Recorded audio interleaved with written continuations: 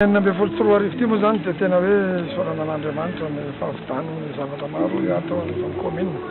Kanefa kosa tiana ihany manamarika fa mbola misy koa ny ezaka lavitra ezaka ary misy ny foiezaka amin'ny taona vaovao hiavina fito amby folo sy roa arivo ity.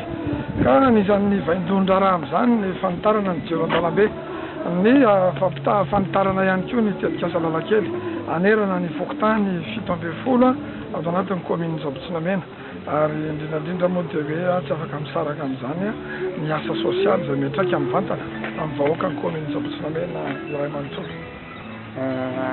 Fiaraha-miasa anatanterahana izany zavatra rehetrarehetra zany? Misy fiaraha-miasa amin'ny fanatanterahana izany rehetra zany dia eo ny fiaraha-miasa amin'ny fanjakana foibe hoy eo ihany koa ny fiaraha-miasa amin'ny olona tsara sitrapo na ny ato anatin'ny commune na ny ivelan'ny commune.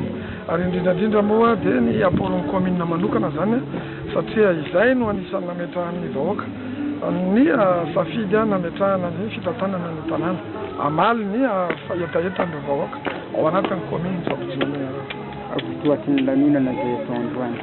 Androany 18 volana Desambra dia fanolorana maro-boninahitra mpiasa maromaro teo anivon'ny commune Zabotsinamena sy ny ray aman-dreny izay mpitaiza mpanabe ihany koa atao anatin'ny commune indrindra homonian'ny commune manokana nefa manana ny fitandremana anankiray ihany koa atao anatin'ny fiadidinan'ny commune.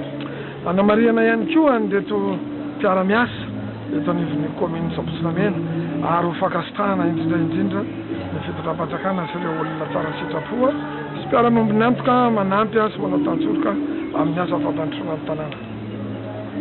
Izany moa dia narahana sakafo sy korana mba ho fanamariana izay fiarahana amin'ny faly izay.